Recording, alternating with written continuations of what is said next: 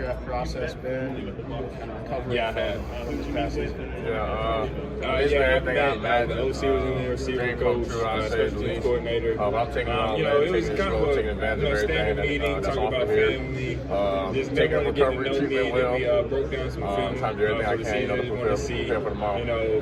how smart of a player I was, and just kind of just prove myself right. I feel like I'm kind of still slept on, but I mean, I expected that. But I mean, I plan on that changing. I thought we'd feel tomorrow. Expected to do anything and everything for whatever team picks me up. Transferring to Auburn last year, how much do you think that impacted? What's it kind of been like going through this process be here, right? your team? Yeah, I mean, I feel like it was big. I was kind of unsure about my career, up until last year. I felt really confident in the season I had. And I feel like, whoever picked me up was a great player. Like I said, I'm still slept on, but I plan on that change out of tomorrow. Messing with them, stuff like that. But yeah, it's just cool seeing all of us, come out. I just say my confidence level, where my path, my playmaking ability, proving that I can always do contested catches,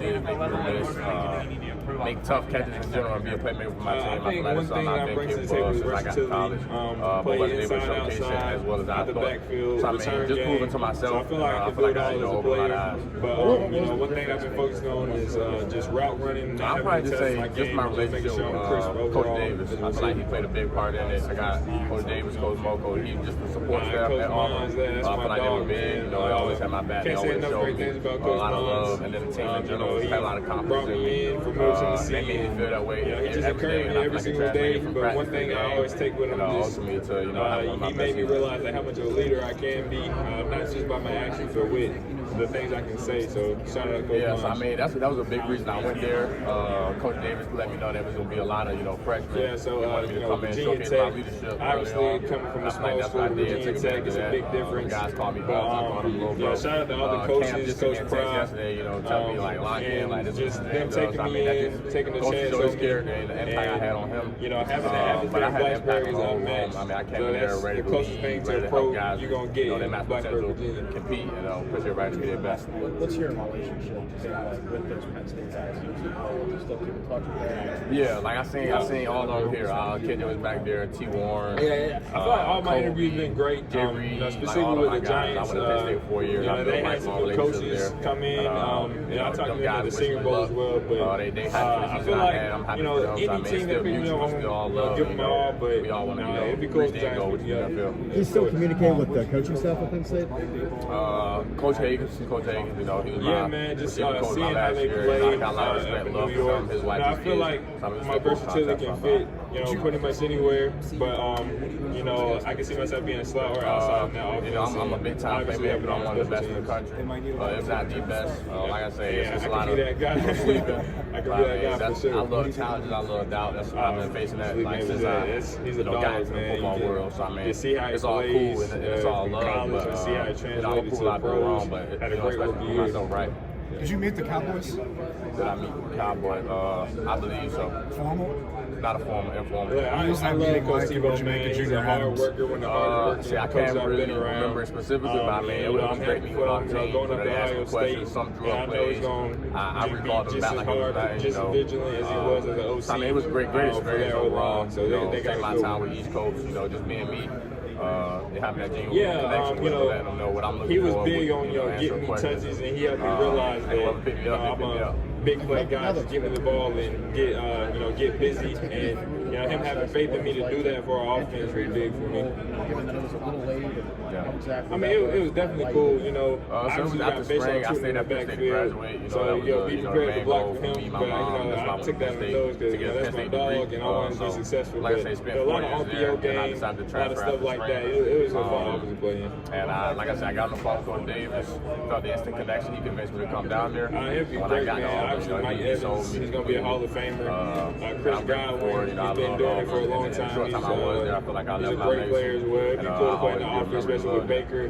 Just seeing how he's been, how he's progressed and what he's been doing this past couple of years. But either way, man, I'm just blessed to be here. As far as why I left Penn State, I feel like every team asked me that. I feel like that's the biggest thing. I feel like you just got to be like water, be able to adapt and maneuver things. But I'm not a city boy at all, but I can become one for sure.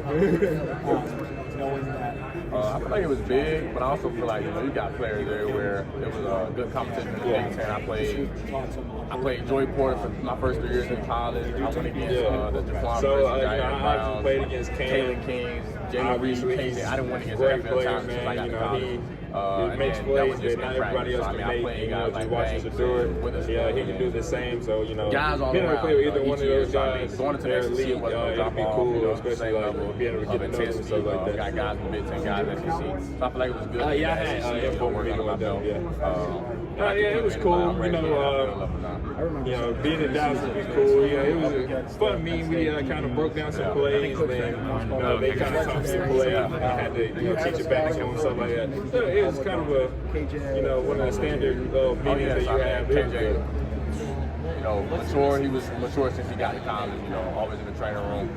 He's missile when it comes to I playing think fast, smart, me being kind of short in stature, real humble guy. Maybe I'm not that strong. About Jay Reed, play but fast. I prove I can be explosive on the field, but I want to show that out here. Those showcase that wherever I can. Even guys like Kobe, real humble. That's one of my best friends there.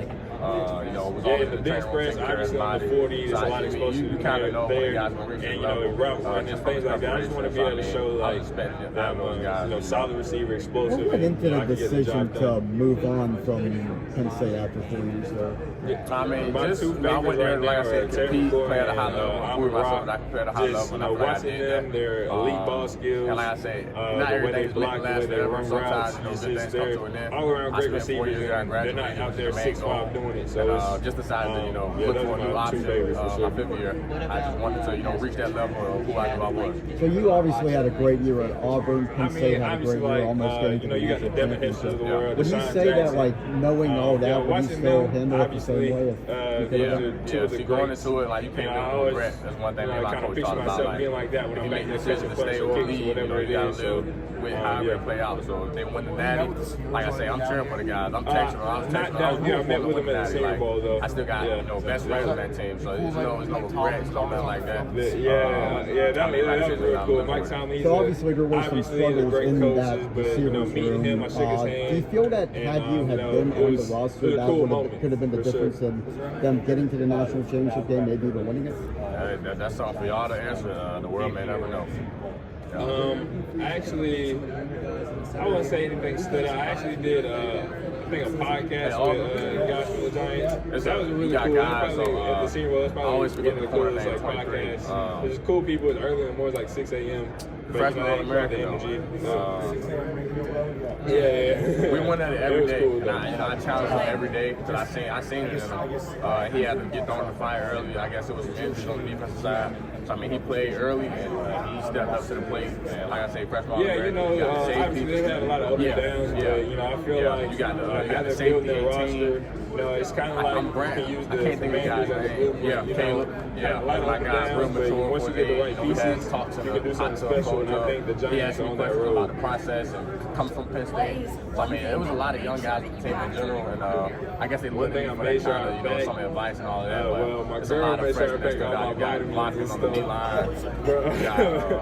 You gotta have that magnesium, all that. You got plenty of one thing I made sure I packed was socks. I definitely think I'll probably bought every pair of socks. So you never know. Just take advantage of that opportunity. You got guys looking up to you. You did it at a certain level. I want to show that I'm a smart football player.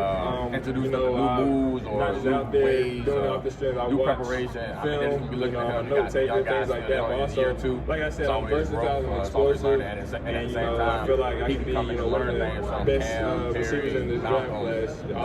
What I learned from Malcolm is how he practiced. I mean, Malcolm's on the money area and rep, and I appreciated that from him because he pushed me to play my best and play hard every prep. Obviously, if I feel like he outworked me in practice, I'm like, I can have young dude outwork me and I'm a vet. So I mean, he upped my level of intensity. Cam's intentional, how he want to be better. He made me just want to, be more intentional, hone in more. And I felt like I had to reach that standard and be that standard for the young guys. Because I knew they were looking at me. So I mean, paycheck, betted on him making the league in 3 years, so you put money on him. A true freshman or that made you motivated? guess going into this? Man, I want to take AG. I put all my money on AG, man. Yeah, he's going to be big for sure. The receivers were pretty much. I realized he was that guy. I'm not really probably getting into that. I last just past don't be camp, lost. just him making plays. I made and I was this like, yeah, he's leave going to at help the us this spring, year. and like the rest of it.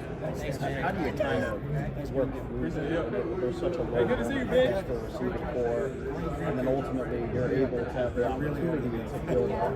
Start that question. How exactly do you go through that process of having a low moment there, but to be able to kind of have the opportunity to build up, the new opportunity? How did you go through that mentally? I feel like at the end of the day, it comes to like controlling what you can control. That's something that I've been, forced to do since I got to college. Had long talks with my coaches and mentors or therapists, whatever it may be, and it always came down to controlling what you can control and putting your focus on the right stuff. So I mean, when that opportunity comes, just be ready to capitalize on it, not dwelling on past moments or anything like that. So I mean, it was a moment. I mean, you can't lay down. I still got a goal in mind. So I mean, I made changes and I attacked it, and I feel like I played off pretty well for him. KeAndre, have you met with the Buccaneers this week? The Bucs. I'm pretty sure I either met with them at East West or I met with them today. Okay, how'd that conversation go? What do you know about the Bucs? I know they got a great quarterback. Pretty sure they got great coaches there in Tampa. I can't remember exactly the coach I talked to. I mean, we've been talking to every team, every coach. But I mean, great franchise, obviously. I love to play for them. How about the Steelers? Steelers? Yes, I did talk to the Steelers, and like I say, I grew up a Steelers fan, so obviously I would love to go there and compete for Joey Porter some more. Great franchise. You talked to Jerry about possibly getting back together as team? So I haven't talked to him about it though, but he knows I'm entering the process. He knows the possibility, so I haven't talked to him about it though. Who have you leaned on in this process? Who have I leaned on? Former teammates who have kind of guided you through. I say just the people in my corner, whether it's my uncle who's been at the highest level, played, and is a legend at this level, and then you got my coach who's an immediate mentor for me. He's here. I got to see him today. So it's just the people in my corner. I say my mom's not the most football savvy. My mom, whoever I get drafted to, she's all smiles, she's all love. So I mean, I would say just leaning on the people who made most of me, which is my coach and my uncles. You said your coach, college coach or high school? My high school coach, Jim Karen. Yeah. War Eagle. That's up. So you mentioned that you and Coach Hagan still talk. Do you and Coach Franklin keep in touch since you moved on to Auburn? Nah, me and Coach, not really. Thank you. Good luck. That's all right. Thank you.